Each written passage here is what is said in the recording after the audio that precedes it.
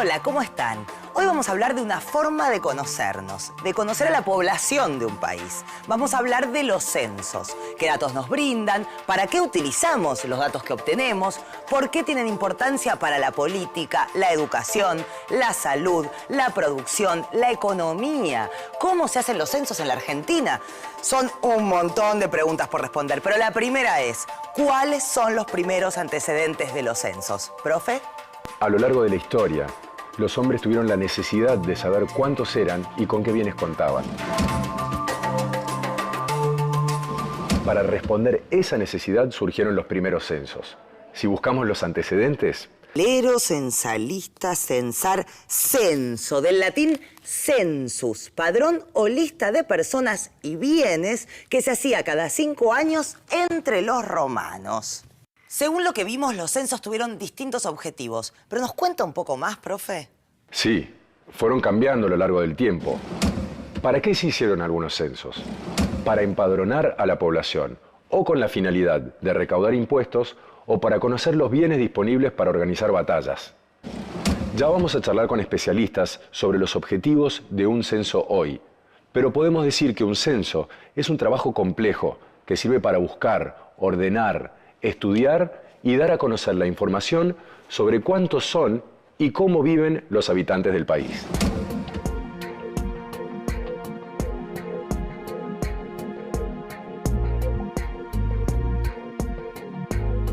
En la Argentina se hizo en el año 1869, bajo la presidencia de Domingo Faustino Sarmiento. Mucho antes hubo recuentos, pero parciales de la población. ¿Cuándo se hizo el primero de estos recuentos, profe? El primer registro de población que se hizo en Buenos Aires data de 1606. Estamos hablando de 26 años después de la segunda fundación de la ciudad. Y se contabilizaron 81 hombres. ¿Hombres y mujeres? No, solo hombres, pero solo los que eran aptos para la guerra. ¿No nos tenían en cuenta ni para saber cuántas éramos? No solo las mujeres, también se excluyó a la población negra y a los chicos. Los indios y los esclavos eran empadronados para luego repartirlos. En la época colonial, los monarcas de España recibían todo tipo de estadísticas elaboradas por los virreyes y los cabildos sobre sus posesiones en el Río de la Plata.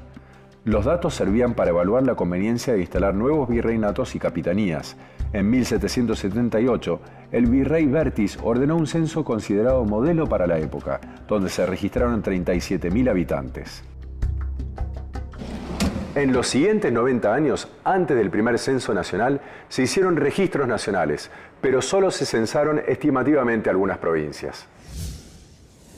El primer Censo Nacional de Población, que ya dijimos se hizo en 1869, registró, ya les digo, ahí está, 1.877.490 habitantes. Esta población, al contrario que actualmente, en su mayoría habitaba zonas rurales. Sobre este censo consultamos a un especialista que nos contó qué características tuvo, cuál fue su objetivo y por qué no cubrió todo el territorio del país. No cubrieron todo el territorio nacional porque en realidad la Argentina no es la Argentina que tenemos hoy dibujado el mapa en nuestra memoria. En realidad, buena parte del sur de la provincia de Buenos Aires, la Patagonia, el Chaco, no estaba ocupada realmente por el Estado Nacional y por lo tanto no podía realizarse allí las tareas del censo. Hay entonces áreas que no son censadas, la población indígena no es censada, hay alguna estimación hecha. Pero claro, en esa época la gente que hacía el censo, que ponía por otra parte mucho empeño en eso, distinguía a la gente más o menos entre los civilizados y los que no lo eran. Y los indígenas no estaban en el primer grupo, ¿no? Se registra, bueno, la población, la edad, el sexo, si saben leer y escribir o no saben leer y escribir, el lugar de residencia, el lugar de origen.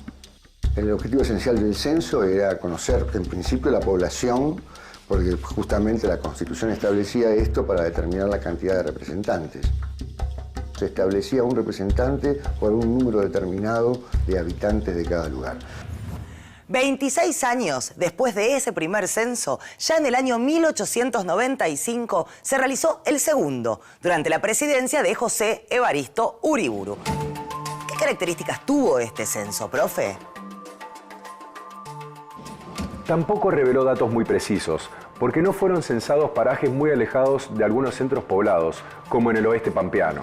Recordemos que este censo se realizó 16 años después de la llamada Campaña del Desierto, y por entonces se había generado una discusión acerca de la inclusión o no de la población indígena en los cálculos demográficos. Se estima que unos 30.000 indígenas no fueron censados. Sin embargo, este fue el primer censo que incluyó al Chaco, Formosa, Misiones, La Pampa, Río Negro, Neuquén, Chubut y Santa Cruz.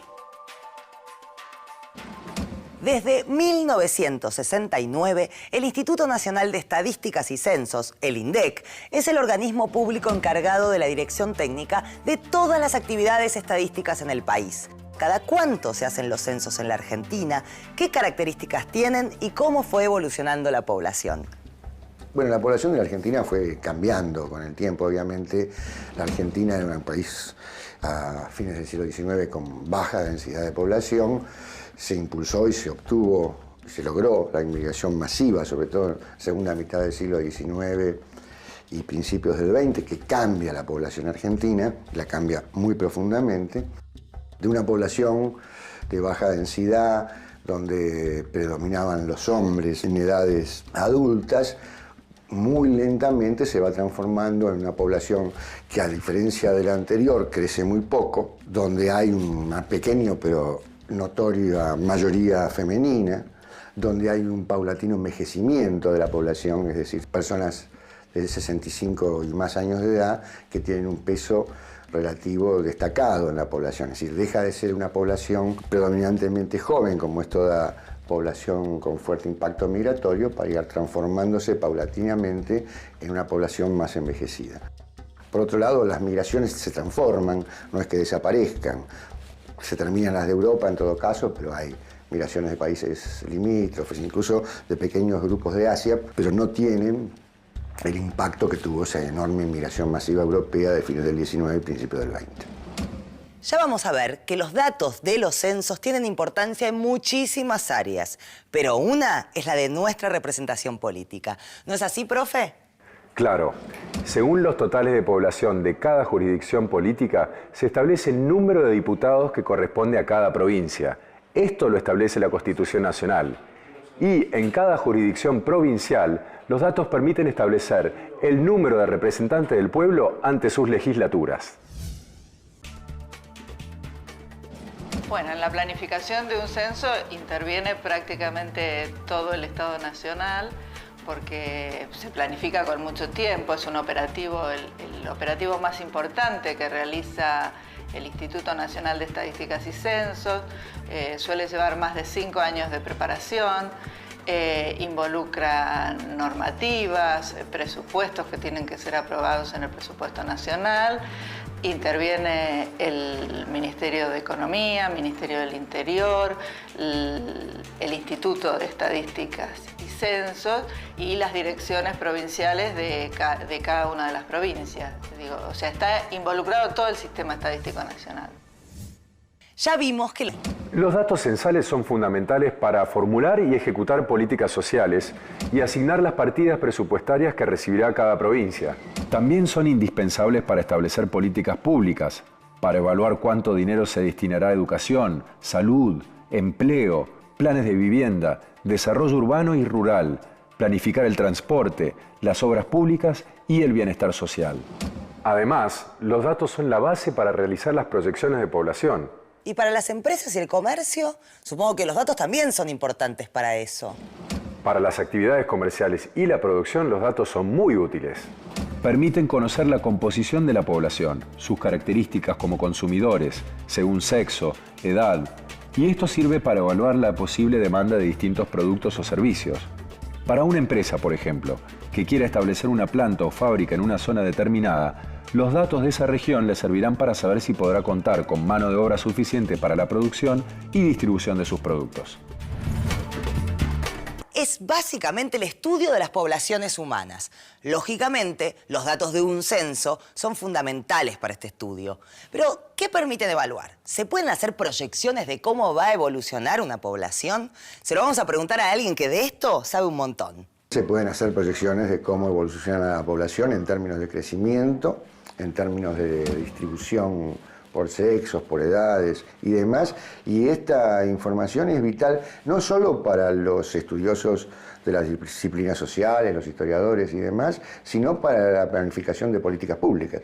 Los datos de un censo sí son, sin duda, esenciales para la demografía, pero para cualquier sociedad, porque esto permite tener una idea de cuál es la población actual y hacer proyecciones sobre la población futura. Para dar un ejemplo muy mínimo, si uno sabe cuál es la tasa de mortalidad infantil, puede desarrollar políticas para bajarla. Si esta información se tiene, esto puede ser previsto. Esto se transforma en una cuestión que tiene que ser resuelta por políticas de Estado. Antes que nos permiten los datos de los sucesivos censos es comparar algunos valores que reflejan cómo se vivía en los distintos tiempos. Por ejemplo, según los datos del 2001, la expectativa de vida de una persona al nacer era de casi 74 años. ¿Cuál era la expectativa de vida al nacer en 1869? No llegaba a los 33 años. La radiografía de un país, porque los censos nos dan los datos necesarios para saber cuántos somos en el país y en cada territorio, cómo estamos distribuidos según nuestras edades, cómo son nuestras viviendas, en dónde trabajamos, cuáles son nuestras profesiones y oficios, de qué nos enfermamos en Argentina, a qué hospitales podemos ir, cuál es el nivel de educación alcanzado, dónde viven los descendientes de nuestros pueblos originarios, cuánto dinero gastamos diariamente para vivir, cuántos extranjeros viven en el país, cuántos de nosotros nos fuimos a vivir al extranjero, cuáles son nuestros ingresos, cómo nos alimentamos y vestimos, a qué lugares podemos ir para divertirnos.